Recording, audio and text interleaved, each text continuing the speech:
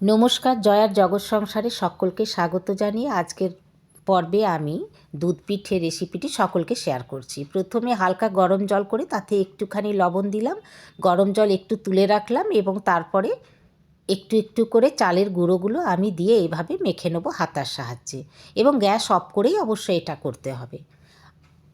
হাতে গরম লাগবে বলে আমি হাতার সাহায্যে এভাবে আমি মেখে নিচ্ছি। চালগুড়ি মাখা হয়ে গেল আমার, আমি একদিকে এটা রেখে দিলাম। এরপরে আমি পরিমাণ মতো দুধ জাল দেবো। আপনারা চাইলে আপনাদের পরিমাণ মতো নেবেন। আমি ফুল ক্রিম 1 লিটার দুধ নিয়েছি। দুধ যতক্ষণ না ঘন হয়ে আসবে ততক্ষণ এভাবে আমি ফুটিয়ে নেব। দুধ ফুটতে দিলাম সিমে, আর এইদিকে আমি চালের মাখার থেকে আমি ছোট ছোট চুষি বানিয়ে নেব। খুব ছোট করব না, তাতে করে ভেঙে যাওয়ার সম্ভাবনা থাকে। আস্তে আস্তে সমস্ত চুষিগুলো এভাবে আমি বানিয়ে নেব।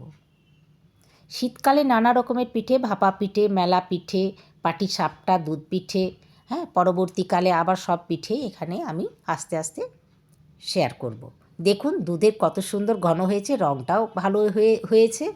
এরপরে আমি পরিমাণ মতো একটু চিনি দিয়ে দিলাম। চিনিটা যখন গুলে যাবে তখন আমি ফুটন্ত দুধে এই চুষিগুলো ফেলে দিলাম। একটু আলতো করে নাড়িয়ে দিলাম। চুষি ভেসে উঠলেই জানবেন এটা সেদ্ধ হয়ে গেছে।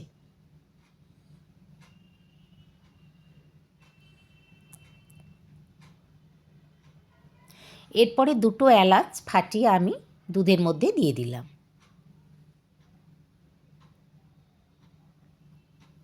কিছু কাজু আমি একটু গুঁড়ো করে, ঠিক এইভাবে গুঁড়ো করে আমি এর মধ্যে দিয়ে দিলাম। খুব বেশি মিহি করলাম না, ঠিক এইভাবে আপনারাও দিয়ে দেবেন। দেখুন চুষিগুলো কিন্তু ভেসে উঠেছে, অর্থাৎ এগুলো সেদ্ধও হয়ে গেছে। একটু গাওয়া ঘি অবশ্যই দেবেন, এতে এর টেস্ট অনেক বেড়ে যাবে।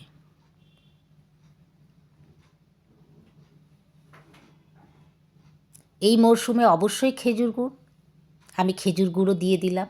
এরপরে দেখুন রঙটা কত সুন্দর এলো, খেতে অসাধারণ। আপনারা এইভাবে বানিয়ে দেখবেন, খুব ভালো লাগবে।